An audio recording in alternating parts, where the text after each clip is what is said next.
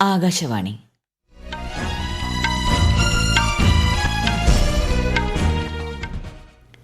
നമസ്കാരം. വാർത്തകൾ വായിക്കുന്നത് സീന ആന്റണി.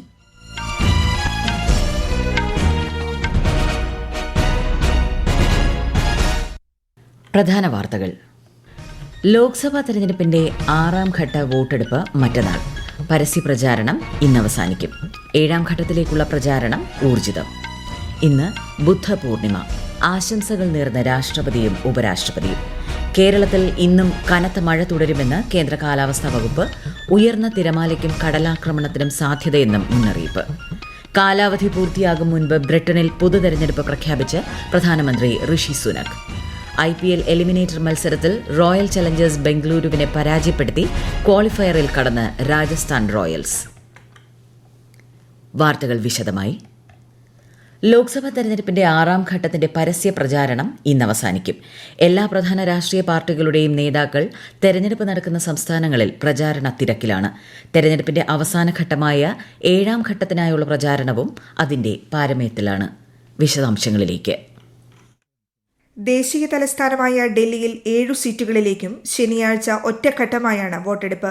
മുതിർന്ന BJP നേതാവും പ്രധാനമന്ത്രിയുമായ നരേന്ദ്രമോദി ഇന്നലെ ദ്വാരകയിൽ റാലിയെ അഭിസംബോധന ചെയ്തു. ഉത്തർപ്രദേശ് മുഖ്യമന്ത്രി യോഗി ആദിത്യനാഥ് ജൌൻപൂർ, ബസ്തി ജില്ലകളിലും മധ്യപ്രദേശ് മുഖ്യമന്ത്രി മോഹൻ യാദവ് മഹാരാജഗഞ്ച്, കുശിനഗർ ജില്ലകളിലും പ്രചാരണം നടത്തി.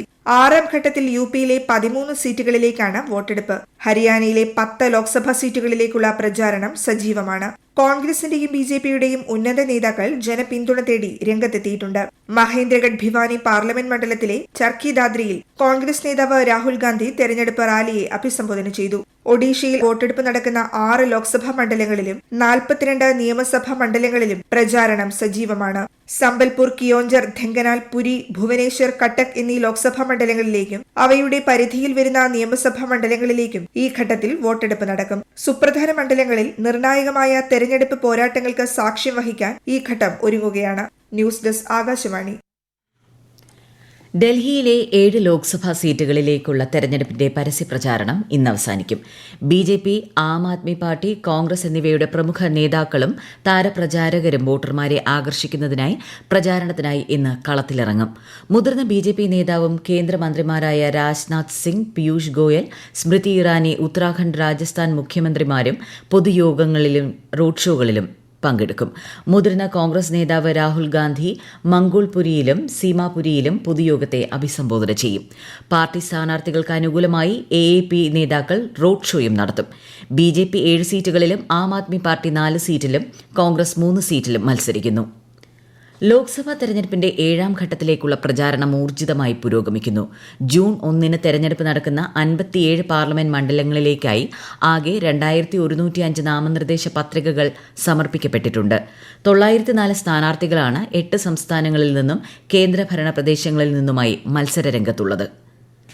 ശ്രീബുദ്ധന്റെ ജന്മദിനമായ ബുദ്ധപൂർണിമ ഇന്ന് രാജ്യത്തിന്റെ വിവിധ ഭാഗങ്ങളിൽ ആഘോഷിക്കുന്നു. ഗൗതമ ബുദ്ധൻ ജനിച്ച ദിവസം മാത്രമല്ല, ബോധ്ഗയയിലെ മഹാബോധി വൃക്ഷത്തിൻ കീഴിൽ നിർവ്വാണം പ്രാപിച്ച ദിനവും ഇത് അടയാളപ്പെടുത്തുന്നു. ബുദ്ധപൂർണിമയുടെ അവസരത്തിൽ രാഷ്ട്രപതിയും ഉപരാഷ്ട്രപതിയും രാജ്യത്തെ ജനങ്ങൾക്ക് ആശംസകൾ നേർന്നു.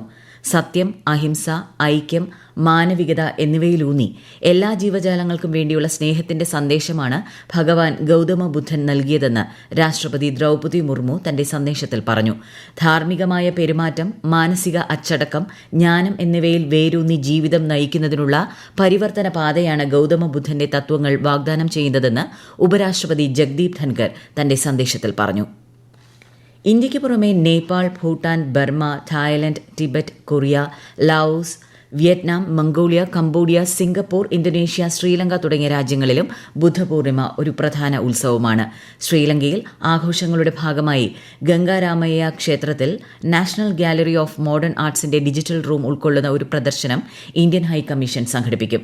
പ്രമുഖ ഇന്ത്യൻ ചിത്രകാരന്മാരുടെ ബുദ്ധകലകളുടെ ശേഖരം അവതരിപ്പിക്കാൻ ലക്ഷ്യമിട്ടുള്ള പ്രദർശനം ശ്രീലങ്കൻ പ്രസിഡന്റ് റെനിൽ വിക്രമസിംഗെ ഉദ്ഘാടനം ചെയ്യും.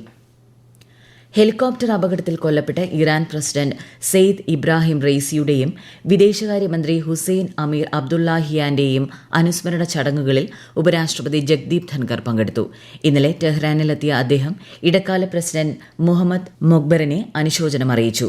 രാഷ്ട്രപതി ദ്രൌപദി മുർമു, പ്രധാനമന്ത്രി നരേന്ദ്രമോദി, വിദേശകാര്യമന്ത്രി എസ് ജയശങ്കർ എന്നിവരും ഇറാൻ സർക്കാരിനും ജനങ്ങൾക്കും അനുശോചനം അറിയിച്ചിരുന്നു.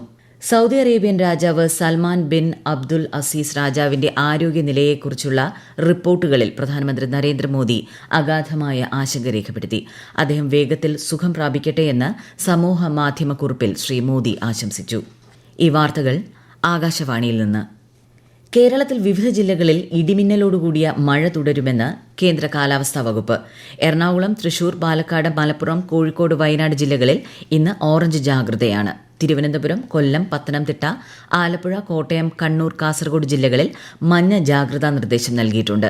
കഴിഞ്ഞ ദിവസങ്ങളിലുണ്ടായ മഴയിൽ നഗരപ്രദേശങ്ങളിൽ മിക്കയിടങ്ങളിലും വെള്ളക്കെട്ട് അനുഭവപ്പെട്ടു. കേരള തീരത്ത് വിഴിഞ്ഞം മുതൽ കാസർഗോഡ് വരെ ഇന്ന് അർദ്ധരാത്രി വരെ ഉയർന്ന തിരമാലയ്ക്കും കടലാക്രമണത്തിനും സാധ്യതയുണ്ടെന്ന് ദേശീയ സമുദ്ര സ്ഥിതി പഠന ഗവേഷണ കേന്ദ്രം അറിയിച്ചു. മത്സ്യത്തൊഴിലാളികളും തീരദേശവാസികളും ജാഗ്രത പാലിക്കണമെന്ന നിർദ്ദേശമുണ്ട്. ശക്തമായ കാറ്റും മോശം കാലാവസ്ഥയും പ്രതീക്ഷിക്കുന്നതിനാൽ ഇനിയൊരു അറിയിപ്പുണ്ടാകുന്നതുവരെ കേരള തീരത്ത് നിന്ന് കടലിൽ പോകാൻ പാടുള്ളതല്ലെന്നും മുന്നറിയിപ്പുണ്ട്.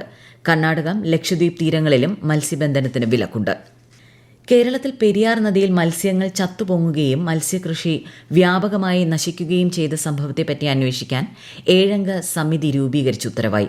ഫിഷറീസ് മന്ത്രി സജി ചെറിയാൻ നൽകിയ നിർദ്ദേശത്തെ തുടർന്ന് ഫിഷറീസ് യൂണിവേഴ്സിറ്റിയിലെ വിദഗ്ധരെ ഉൾപ്പെടുത്തിയാണ് സമിതി രൂപീകരിച്ചത്. മെയ് 24-നകം റിപ്പോർട്ട് നൽകാനാണ് സമിതിയോട് ആവശ്യപ്പെട്ടിരിക്കുന്നത്. ഇന്ത്യയുടെ സൈബർ പ്രതിരോധ ശേഷി ശക്തിപ്പെടുത്തേണ്ടതുണ്ടെന്ന് സംയുക്ത സേനാ മേധാവി ജനറൽ അനിൽ ചൌഹാൻ ഡൽഹിയിൽ സൈബർ സുരക്ഷ 2024 എന്ന പരിപാടിയിൽ പങ്കെടുക്കവെയാണ് അദ്ദേഹം ഇക്കാര്യം വ്യക്തമാക്കിയത്. ഉയർന്നുവരുന്ന സൈബർ ഭീഷണികളെ നേരിടാൻ സൈബർ രംഗത്തെ പങ്കാളികൾ ഒരുമിക്കുന്നതിനെ അദ്ദേഹം പ്രശംസിച്ചു. മെയ് 20 മുതൽ 24 വരെ ഡിഫൻസ് സൈബർ ഏജൻസിയാണ് സമഗ്ര സൈബർ പ്രതിരോധ അഭ്യാസം നടത്തുന്നതെന്ന് പ്രതിരോധ മന്ത്രാലയം അറിയിച്ചു. എല്ലാ സൈബർ സുരക്ഷാ ഓർഗനൈസേഷനുകളുടെയും ശേഷി വികസിപ്പിക്കാനും പങ്കാളിത്തം പ്രോത്സാഹിപ്പിക്കാനും പരിപാടി ലക്ഷ്യമിടുന്നു. ജമ്മുകശ്മീരിലെ പൂഞ്ചിൽ ഇന്നലെ പ്രതിരോധ സേന പോലീസ് ഉന്നതതല സംയുക്ത സുരക്ഷാ അവലോകന യോഗം ചേർന്നു. General officer commanding 16 corps lieutenant general Naveen Sachdeva, director general of police RR സ്വെയിൻ എന്നിവരുടെ നേതൃത്വത്തിലായിരുന്നു യോഗം. മേഖലയിൽ ഏകോപനം വർദ്ധിപ്പിച്ച് ശക്തമായ സുരക്ഷ ഉറപ്പാക്കുന്നതിലും ജാഗ്രതാ പ്രവർത്തനങ്ങൾ സമന്വയിപ്പിക്കുന്നതിനുമുള്ള സമഗ്രമായ ചർച്ചകൾ നടന്നു. ബ്രിട്ടനിൽ ജൂലൈ 4-ന് പൊതു തെരഞ്ഞെടുപ്പ് പ്രഖ്യാപിച്ച് പ്രധാനമന്ത്രി ഋഷി സുനക്. പ്രതീക്ഷിച്ചതിലും വളരെ നേരത്തെ നടത്തിയ ദേശീയ തെരഞ്ഞെടുപ്പ് പ്രഖ്യാപനം പൊതുവെ അപകടകരമായ തന്ത്രമായാണ് അഭിപ്രായ വോട്ടെടുപ്പിൽ വിലയിരുത്തപ്പെടുന്നത്. 5 ആഴ്ചത്തെ ഔദ്യോഗിക തെരഞ്ഞെടുപ്പ് പ്രചാരണത്തിന് മുന്നോടിയായി അടുത്ത വ്യാഴാഴ്ച മുതൽ പാർലമെന്റ് ഔദ്യോഗികമായി അടച്ചിടും. IPL എലിമിനേറ്റർ മത്സരത്തിൽ റോയൽ ചലഞ്ചേഴ്സ് ബംഗളൂരുവിനെ പരാജയപ്പെടുത്തി രാജസ്ഥാൻ റോയൽസ് ക്വാളിഫയറിലേക്ക്. അഹമ്മദാബാദിലെ നരേന്ദ്രമോദി സ്റ്റേഡിയത്തിൽ ഇന്നലെ നടന്ന മത്സരത്തിൽ ടോസ് നഷ്ടപ്പെട്ട് ആദ്യം ബാറ്റ് ചെയ്ത ബംഗളൂരു നിശ്ചിത 20 ഓവറിൽ 8 വിക്കറ്റ് നഷ്ടത്തിൽ 172 റൺസ് എടുത്തു. മറുപടി ബാറ്റിംഗിനിറങ്ങിയ രാജസ്ഥാൻ 19 ഓവറിൽ 6 വിക്കറ്റ് നഷ്ടത്തിൽ 174 റൺസ് എടുത്ത് ലക്ഷ്യം മറികടന്നു. നാളെ നടക്കുന്ന രണ്ടാം ക്വാളിഫയറിൽ രാജസ്ഥാൻ റോയൽസ് സൺറൈസേഴ്സ് ഹൈദരാബാദിനെ നേരിടും. മത്സരത്തിൽ ജയിക്കുന്നവർ ഫൈനലിൽ കൊൽക്കത്ത നൈറ്റ് റൈഡേഴ്സുമായി ഏറ്റുമുട്ടും. FIH വനിതാ ഹോക്കി പ്രോ ലീഗ് മത്സരത്തിൽ ഇന്ത്യൻ സംഘത്തിന് തോൽവിയോടെ തുടക്കം. ഇന്നലെ നടന്ന മത്സരത്തിൽ അർജന്റീനയോടാണ് ഇന്ത്യൻ സംഘം പരാജയപ്പെട്ടത്. ഇന്ത്യൻ വനിതാ ഹോക്കി ടീം നാളെ ബെൽജിയത്തെ നേരിടും. അന്താരാഷ്ട്ര സൗരസഖ്യത്തിൽ 99ാമത്തെ അംഗമായി സ്പെയിൻ. ന്യൂഡൽഹിയിൽ വിദേശകാര്യ മന്ത്രാലയത്തിലെ ജോയിന്റ് സെക്രട്ടറി അഭിഷേക് സിംഗുമായി സ്പെയിനിലെ സ്ഥാനപതി നടത്തിയ കൂടിക്കാഴ്ചയിൽ international solar alliance instrument of ratification Spain കൈമാറിയതായി വിദേശകാര്യ മന്ത്രാലയ വക്താവ് രൺധീർ ജയ്സ്വാൾ പറഞ്ഞു. പ്രധാന വാർത്തകൾ വീണ്ടും. ലോക്സഭാ തെരഞ്ഞെടുപ്പിന്റെ 6ാം ഘട്ട വോട്ടെടുപ്പ് മറ്റന്നാൾ. പരസ്യപ്രചാരണം ഇന്ന് അവസാനിക്കും. 7ാം ഘട്ടത്തിലേക്കുള്ള പ്രചാരണം ഊർജിതം. ഇന്ന് ബുദ്ധപൂർണിമ. ആശംസകൾ നേർന്ന് രാഷ്ട്രപതിയും ഉപരാഷ്ട്രപതിയും. കേരളത്തിൽ ഇന്നും കനത്ത മഴ തുടരുമെന്ന് കേന്ദ്ര കാലാവസ്ഥാ വകുപ്പ്. ഉയർന്ന തിരമാലയ്ക്കും കടലാക്രമണത്തിനും സാധ്യതയെന്നും മുന്നറിയിപ്പ്. കാലാവധി പൂർത്തിയാകും മുൻപ് ബ്രിട്ടനിൽ പൊതു തെരഞ്ഞെടുപ്പ് പ്രഖ്യാപിച്ച് പ്രധാനമന്ത്രി ഋഷി സുനക്. IPL എലിമിനേറ്റർ മത്സരത്തിൽ റോയൽ ചലഞ്ചേഴ്സ് ബംഗളൂരുവിനെ പരാജയപ്പെടുത്തി ക്വാളിഫയറിൽ കടന്ന് രാജസ്ഥാൻ റോയൽസ്. വാർത്തകൾ കഴിഞ്ഞു. അടുത്ത വാർത്താ പ്രക്ഷേപണം ഉച്ചയ്ക്ക് 12:30.